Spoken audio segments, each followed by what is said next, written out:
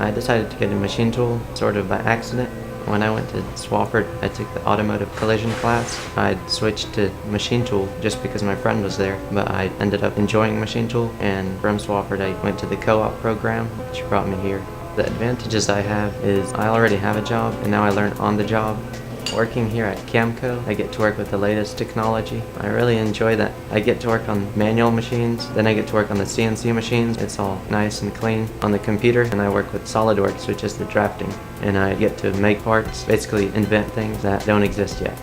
I do live with my parents, so the pay that I do get as a full-time employee, I'm saving for a house and get a head start. Being that I just finished high school and I'm only 18, I'm now already planning for the future. My advice to anyone that has the opportunity to go to a tech program is to go try it out. College isn't free. These programs are a lot less expensive. It's really a great opportunity to see what you'd be doing in the future if you were to go this route.